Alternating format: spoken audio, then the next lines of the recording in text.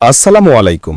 আন্তর্জাতিক সংবাদে আপনাকে স্বাগতম। শুরুতেই জানিয়ে দিচ্ছি সংবাদ শিরোনাম, তবে অনুরোধ থাকবে ভিডিওতে একটি লাইক করুন এবং কমেন্ট করে জানিয়ে দিন আপনার মূল্যবান মতামত।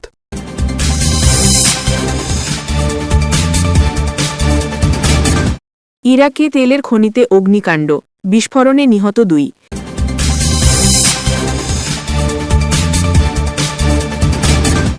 গাজায় যুদ্ধবিরতি ব্যর্থ হতে দিতে পারে না বিশ্ব।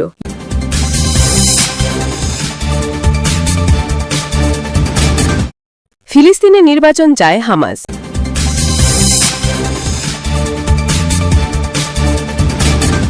ইরানে গঠিত হচ্ছে জাতীয় এআই সংস্থা।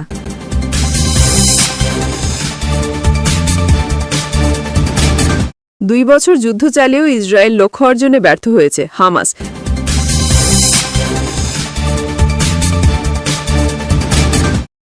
পাকিস্তানের সঙ্গে সীমান্ত বাণিজ্য বন্ধ, বিকল্প বাণিজ্য পথ খুঁজছে আফগানিস্তান।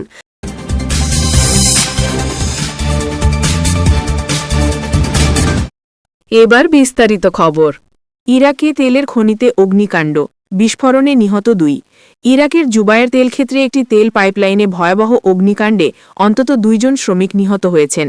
এই ঘটনায় আরও 5 জন শ্রমিক গুরুতর আহত হয়েছেন। কর্মকর্তারা জানিয়েছেন, অগ্নিকাণ্ডের সময় শ্রমিকরা পাইপলাইনের পাশে ওয়েল্ডিং কাজ করছিলেন। আহতদের মধ্যে কেউ কেউ গুরুতর দগ্ধ এবং সংকটাপন্ন অবস্থায় রয়েছেন, যা ভবিষ্যতে আরও মৃত্যুর ঝুঁকি তৈরি করতে পারে। পাইপলাইনটি জুবায়ের ক্ষেত্র থেকে নিকটবর্তী স্টোরেজ ট্যাঙ্ক পর্যন্ত ক্রুড তেল পরিবহন করে। তেলক্ষেত্রের কর্মকর্তারা জানিয়েছেন, অগ্নিকাণ্ড তেল উৎপাদন বা সরবরাহে কোনো প্রভাব ফেলেনি এবং বর্তমান উৎপাদন প্রতিদিন 4 লক্ষ ব্যারেল বজায় রয়েছে। তবে অগ্নিকাণ্ড দ্রুত নিয়ন্ত্রণে আনা না গেলে কিছু লোডিং অপারেশন আংশিকভাবে বন্ধ হওয়ার সম্ভাবনা রয়েছে। বর্তমানে ফায়ার ফাইটাররা আগুন নেভানোর চেষ্টা করছেন।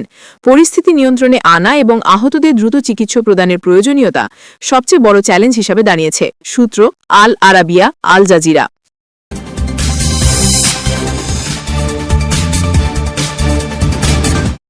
গাজায় যুদ্ধবিরতি ব্যর্থ হতে দিতে পারে না বিশ্ব। ইউনিসেফের মধ্যপ্রাচ্যের আঞ্চলিক পরিচালক এডওয়ার্ড বেকবেডার বলেছেন, গাজায় যুদ্ধবিরতি শিশুদের বেঁচে থাকা, নিরাপত্তা এবং মর্যাদার জন্য একটি গুরুত্বপূর্ণ সুযোগ। বিশ্ব এই যুদ্ধবিরতির সুযোগ ব্যর্থ হতে দিতে পারে না। রোববার 26 অক্টোবর লাইভ প্রতিবেদনে আল জাজিরা জানিয়েছে। বিবৃতিতে বেকবেডার বলেছেন, গাজা উপত্যকায় ইসরায়েলি সামরিক অভিযানের ফলে ব্যাপক ধ্বংসযজ্ঞ ঘটেছে। আমি শিশুদের উপর যে মাত্রার প্রভাব দেখেছি তা কেবল শব্দ এবং সংখ্যা দিয়ে প্রকাশ করা সম্ভব নয়। এটি এমন একটি প্রভাব যা প্রজন্মের পর প্রজন্ম ধরে থেকে যাবে। তিনি আরও বলেন, আমরা অপুষ্টি, রোগ এবং শীতকালীন ঠান্ডার মতো প্রতিরোধযোগ্য হুমকি থেকে শিশুদের জীবন বাঁচাতে ঘড়ির কাঁটার বিপরীতে দৌড়াচ্ছি। বেকবেদার গাজায় মানবিক সহায়তা প্রবেশকারী সকল ক্রসিং খুলে দেওয়ার এবং ত্রাণবাহী ট্রাক প্রবেশের জন্য ছাড়পত্রের প্রক্রিয়া দ্রুত করার আহ্বান জানান। তিনি বলেন, বিশেষ চিকিৎসার প্রয়োজন এমন শিশুদের অবিলম্বে চলে যাওয়ার অনুমতি দেওয়া উচিত। গত 9 অক্টোবর মার্কিন প্রেসিডেন্ট ডোনাল্ড ট্রাম্প ঘোষণা করেন, ইসরায়েল এবং হামাস একটি শান্তি পরিকল্পনার চুক্তিতে পৌঁছেছে। প্রথম পর্যায়ের মধ্যে সমস্ত বন্দীদের মুক্তি এবং ইসরায়েলি সৈন্যদের একটি রেখার বাইরে প্রত্যাহার করা হয়েছে। 10 অক্টোবর সকাল 9টা থেকে যুদ্ধবিরতি চুক্তি কার্যকর হয়। এদিকে গাজা অঞ্চল জুড়ে ইসরায়েলি হামলায় নিহতের সংখ্যা 67,000 ছাড়িয়ে গেছে। একই সময় 1,70,000-এর বেশি মানুষ আহত হয়েছে। অনেকেই ধ্বংসস্তূপের নিচে চাপা পড়ে আছেন।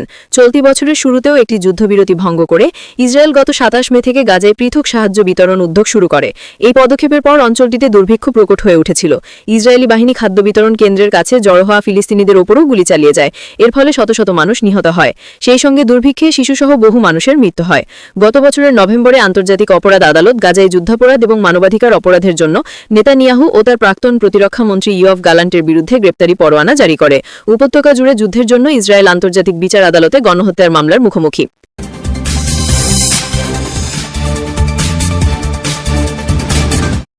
ফিলিস্তিনে নির্বাচন চায় হামাস। হামাস নেতা খলিল আল হায়া বলেছেন, গাজার প্রশাসনিক দায়িত্ব কোনো জাতীয় ফিলিস্তিনি সংস্থার কাছে হস্তান্তরের ব্যাপারে গোষ্ঠীটির কোনো আপত্তি নেই।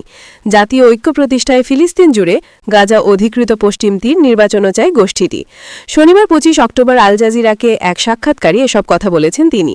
সাক্ষাৎকারে গাজার ভবিষ্যৎ শাসন নিয়ে হামাসের দৃষ্টিভঙ্গি থেকে শুরু করে অস্ত্র সমর্পণ প্রশ্ন নানা বিষয়ে কথা বলেছেন গোষ্ঠীটি শীর্ষ এই নেতা। সাক্ষাৎকারটি আজ রোববার 26 অক্টোবর রাতে ভাষায় সম্প্রচার হবে। অস্ত্র সমর্পণ প্রশ্নে সাক্ষাৎকারে খলিল আল হায়া গাজায় ইসরায়েলি দখলদারিত্বের অবসান ও তাদের পুরো সেনা প্রত্যাহারের শর্ত দিয়েছেন। তিনি বলেছেন, হামাসের অস্ত্র ইসরায়েলি দখলদারিত্ব ও আগ্রাসনের সঙ্গে সম্পর্কিত। যদি দখলদারিত্বের অবসান হয় তাহলে এসব অস্ত্র রাষ্ট্রের কাছে হস্তান্তর করা হবে। হামাসের অস্ত্রের কী হবে তা নিয়ে অন্যান্য সশস্ত্র গোষ্ঠীগুলো ও মধ্যস্থতাকারীদের সঙ্গে আলোচনা চলছে। চুক্তির আওতায় প্রশাসনিক ব্যবস্থা সম্পর্কে হায়া নিশ্চিত করেছেন যে গাজার অধিবাসীদের প্রতিনিধিত্বকারী কোনো জাতীয় সংস্থাকে এই উপত্যকা পরিচালনার দায়িত্ব দেওয়ার ব্যাপারে ফিলিস্তিনি গোষ্ঠীর কোনো আপত্তি নেই। তিনি আরও বলেন, জাতীয় ঐক্য পুনরুদ্ধারের পূর্বশর্ত হিসেবে আমরা নির্বাচনের দিকেও যেতে চাই।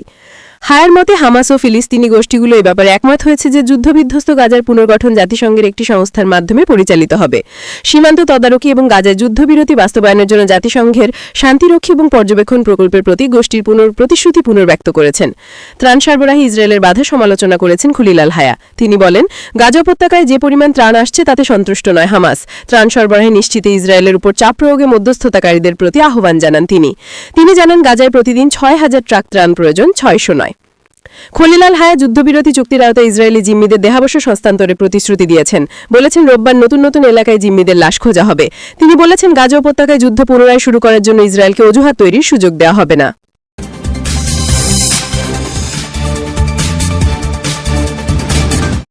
ইরানে গঠিত হচ্ছে জাতীয় এআই সংস্থা। প্রযুক্তি নির্ভর উন্নয়নের পথে আরও এক ধাপ এগোলো ইরান। দেশটির সংসদ সম্প্রতি একটি গুরুত্বপূর্ণ সিদ্ধান্ত নিয়েছে জাতীয় কৃত্রিম বুদ্ধিমত্তা এআই সংস্থা গঠন। এই সংস্থার লক্ষ্য হবে দেশের কৃত্রিম বুদ্ধিমত্তা ইকোসিস্টেমের উন্নয়ন, গবেষণায় সমন্বয় আনা এবং নীতিগত দিকগুলোকে আরও কার্যকরভাবে বাস্তবায়ন করা। রোববার অনুষ্ঠিত সংসদের খোলা অধিবেশনে এআই সংস্থা গঠনের প্রস্তাব অনুমোদন করে ইরান। জাতীয় কৃত্রিম বুদ্ধিমত্তা বিলের ধারা ৩ সংশোধনের মাধ্যমে এই সিদ্ধান্ত কার্যকর হয়। নতুন সংস্থাটি প্রেসিডেন্ট মাসুদ পেজেশকিয়ানের তত্ত্বাবধানে স্বাধীনভাবে কাজ করবে। সরকারের উদ্দেশ্য হল বিদ্যমান জাতীয় সম্পদগুলোকে কাজে লাগিয়ে কৃত্রিম বুদ্ধিমত্তাকে একটি মূল উন্নয়ন খাতে পরিণত করা এবং আন্তর্জাতিক পর্যায়ে প্রতিযোগিতায় টিকে থাকা। মেহের নিউজ এজেন্সির খবরে জানানো হয়েছে, সংশোধনী অনুযায়ী একটি স্বাধীন জাতীয় সংস্থা প্রতিষ্ঠা করা হবে যা ইরানের এআই শাসন কাঠামো তৈরির মূল কেন্দ্র হিসেবে কাজ করবে। এই সংস্থার সচিবালয় প্রেসিডেন্টের প্রত্যক্ষ তত্ত্বাবধানে পরিচালিত হবে এবং জাতীয় এআই নীতিমালার বাস্তবায়নে সরকারি সংস্থাগুলোর মধ্যে সমন্বয় সাধন করবে। সংস্থার প্রধানকে সরাসরি প্রেসিডেন্ট নিয়োগ করবেন। নতুন আইন অনুযায়ী সংস্থা প্রতিষ্ঠার ৩ মাসের মধ্যে এর কার্যবিধি বা বিধিমালার খসড়া তৈরি করতে হবে। এই প্রক্রিয়ায় গুরুত্বপূর্ণ ভূমিকা রাখবে ইরানের বিজ্ঞান, প্রযুক্তি ও জ্ঞানভিত্তিক অর্থনীতি বিষয়ক উপপ্রেসিডেন্সি, প্রশাসনিক ও নিয়োগ সংস্থা, পরিকল্পনা ও বাজেট সংস্থা এবং বিজ্ঞান, স্বাস্থ্য, তথ্য ও যোগাযোগ প্রযুক্তি, শ্রম ও শিক্ষা মন্ত্রণালয়গুলো। খসড়া প্রস্তুত শেষে তা মন্ত্রিসভার অনুমোদনের জন্য পাঠানো হবে। এই উদ্যোগ ইরানের প্রযুক্তিভিত্তিক অর্থনীতির নীতি বাস্তবায়নের সঙ্গে ঘনিষ্ঠভাবে সম্পর্কিত। সাম্প্রতিক বছরগুলোতে দেশটি কৃত্রিম বুদ্ধিমত্তা, রোবোটিক্স এবং স্বয়ংক্রিয় প্রযুক্তির ব্যবহার বাড়াতে ব্যাপক গবেষণা কার্যক্রম হাতে নিয়েছে। নতুন সংস্থা এসব কার্যক্রমকে কেন্দ্রীয়ভাবে পরিচালনা করবে এবং বিভিন্ন মন্ত্রণালয় ও গবেষণা প্রতিষ্ঠানের মধ্যে কার্যকর সহযোগিতা নিশ্চিত করবে। এছাড়া এআই ব্যবহারে আন্তর্জাতিক মানদণ্ড বজায় রাখা এবং ডেটা নিরাপত্তার নীতিমালা তৈরি করাও সংস্থার একটি গুরুত্বপূর্ণ দায়িত্ব হবে। ইরানের সরকার আশা করছে এই সংস্থার মাধ্যমে দেশটি শুধু অভ্যন্তরীণ প্রযুক্তি উন্নয়নে নয়, বরং বৈশ্বিক এআই গবেষণায়ও একটি দৃশ্যমান অবস্থান তৈরি করতে পারবে। তথ্যসূত্র মেহের নিউজ।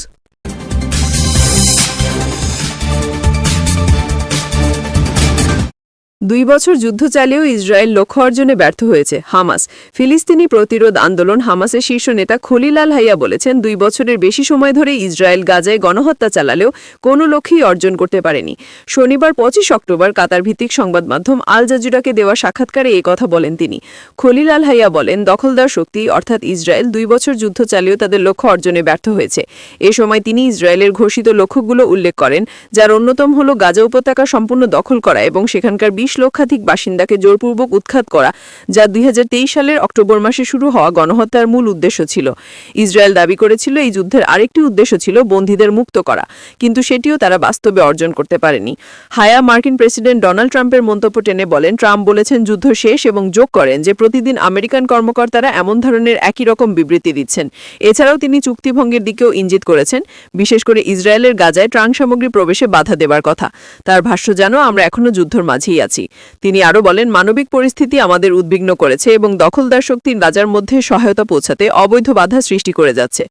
শীর্ষ এই হামাস নেতা আরও বলেন, মার্কিন প্রেসিডেন্টের পক্ষে ইসরায়েলকে নিয়ন্ত্রণে রাখা সম্ভব, আর হামাস ইসরায়েলকে ফের আগ্রাসনের কোনো অজুহাত দেবে না। হায়া জানান, যুদ্ধের কারণে সৃষ্ট ব্যাপক ধ্বংসের ফলে মৃত জিম্মিদের লাশ উদ্ধার করা কঠিন হলেও হামাস চুক্তির শর্তানুসারে বাকি জিম্মিদের লাশ ফিরিয়ে দেবে।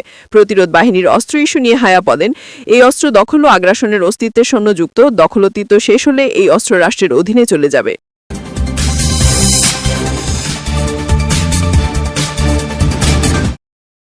পাকিস্তানের সঙ্গে সীমান্ত বাণিজ্য বন্ধ, বিকল্প বাণিজ্য পথ খুঁজছে আফগানিস্তান।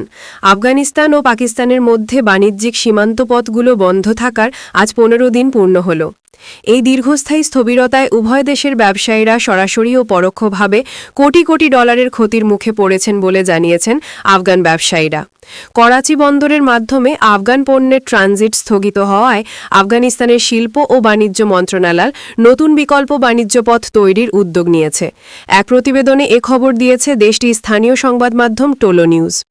আফগান শিল্প ও বাণিজ্য মন্ত্রী নুরুদ্দিন আজিজি বলেন, এই উদ্যোগের উদ্দেশ্য হল আফগান কৃষক, ব্যবসায়ী ও শিল্প উদ্যোক্তাদের সহায়তা করা। তিনি বলেন, বর্তমানে সীমান্তপথ বন্ধ, আফগান পণ্য রপ্তানি বন্ধ হয়ে গেছে, একই সঙ্গে পাকিস্তানের মাধ্যমে ট্রানজিটও স্থগিত। আমরা এখন এমন বিকল্প বাণিজ্য পথ গড়ে তোলার চেষ্টা করছি যাতে আফগান পণ্য আঞ্চলিক বাজারে প্রবেশ করতে পারে। গত 4 বছর ধরে আমরা এ বিষয়ে কাজ করছি, এখন তা আরও গতিশীল করেছি। অন্যদিকে আফগানিস্তান পাকিস্তান যৌথ বাণিজ্য চেম্বার জানিয়েছে, সীমান্ত বন্ধ থাকার কারণে দুই দেশের বেসরকারি খাত ব্যাপক ক্ষতির মুখে পড়েছে, রপ্তানি ও ট্রানজিট কার্যত বন্ধ হয়ে গেছে। চেম্বারের কর্মকর্তারা বলছেন, অর্থনৈতিক সম্পর্ক জোরদার করতে হলে রাজনীতি থেকে বাণিজ্যকে আলাদা রাখা জরুরি। যৌথ চেম্বারের প্রধান নির্বাহী নাকিবুল্লাহ সাফি বলেন, উভয় দেশের বেসরকারি খাত ও বাণিজ্য চেম্বার সংশ্লিষ্ট মন্ত্রণালয়ের সঙ্গে যোগাযোগ রাখছে এবং সমস্যার সমাধান খুঁজছে, কিন্তু দুর্ভাগ্যজনকভাবে বিষয়টি এখন রাজনৈতিক হয়ে পড়েছে। যদি এটি কেবল বাণিজ্য সংক্রান্ত হতো তাহলে সীমান্ত পুনরায় খোলার সম্ভাবনা এখনই দেখা যেত। কিছু আফগান ব্যবসায়ী জানান, সীমান্ত বন্ধের কারণে তাদের অনেক রপ্তানি পণ্য নষ্ট হয়ে গেছে। অন্যদিকে পাকিস্তানের পররাষ্ট্র মন্ত্রণালয়ের এক মুখপাত্রকে উদ্ধৃত করে দেশটির গণমাধ্যম জানিয়েছে, আফগানিস্তানের সঙ্গে বাণিজ্য ট্রানজিট সাময়িকভাবে স্থগিত আছে এবং নিরাপত্তা পরিস্থিতি পর্যালোচনা না হওয়া পর্যন্ত সীমান্ত বন্ধ থাকবে। পাকিস্তান পররাষ্ট্র মন্ত্রণালয়ের মুখপাত্র তাহির আন্দ্রাবি বলেন, পাকিস্তানি নাগরিকদের জীবন যে কোনো বাণিজ্য পণ্যের চেয়ে মূল্যবান।